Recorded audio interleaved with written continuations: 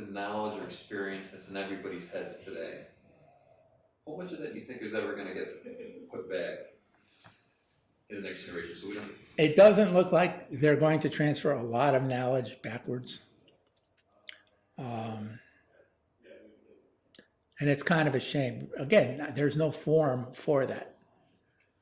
We talked about buildings that were built in the 70s and why sometimes they're not what you really like.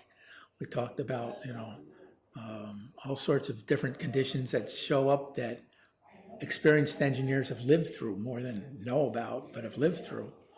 And just the experience that they have would be, it should be imminently available to anybody trying to get into that profession. It's like, was it the back surgeon today?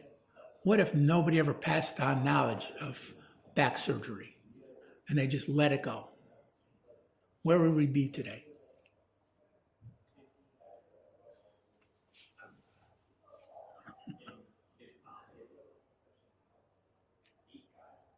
How long does it take?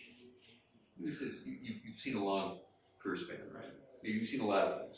You talked about the way it used to be drafting to tech to what it is. Compared, let's do it before, now, and future. Like, how much time do you think it takes to have some expertise in structural engineering? Like, say it's 1965, how long did it take really to get up to speed?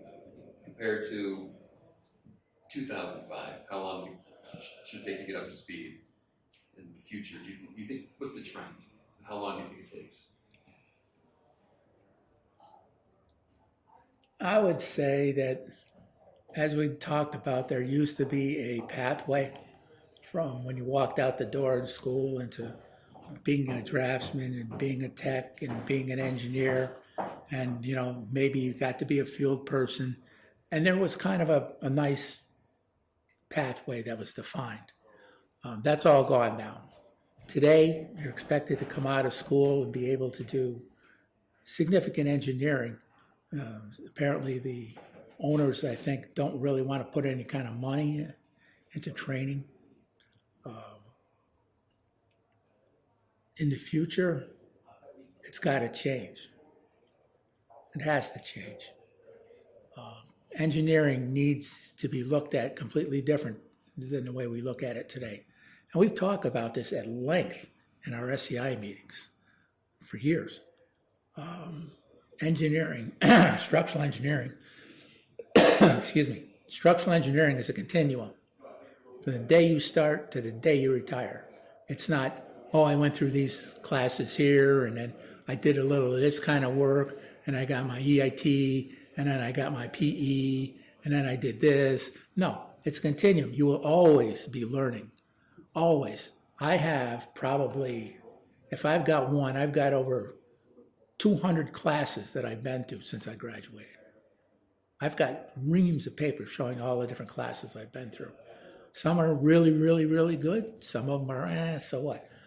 But, one of the things that it helps you with, they talking about rounding engineers' experience out, and not being tunneled into just the pure technical end of things. And I agree, they do have to be rounded out, but they have to be rounded out with other technological things. Engineers are a very tight group of people, and that, I mean, personality-wise. We've done all sorts of, I wouldn't say, it is testing, they're personality tests. We did them at work. We took the whole room, maybe 40, 60 people, gave them the Myers-Briggs test, figured out where everybody was, and pretty much true to form, all the engineers were in the lower right-hand corner. They were introverts. They didn't like to cause trouble. Their main goal was to keep everybody happy and to push the project forward. Some of them were wrapped around more toward the data side of things, the procedural side of things, the spec side of things. Some kind of lean toward the let's have fun at work type, not too many. And then there were the other ones who were, what was the best expression? Get it done at any cost type people. There were 4 of them in that whole group. And I was one of them. And I was so far away from that center point, it was like unbelievable. My concerns were big scope things. I don't care about specs. I don't care about the little infinite stuff. I just learned how to do that as being part of the engineer, but my personality-wise, I don't care. How are we going to get this done? That's what's important. That's the driving point. But that that whole listing was very eye-opening to me because I always thought engineers were like me. That turns out they're nothing like me. So it's like, well, that's why I felt so out of place all these years.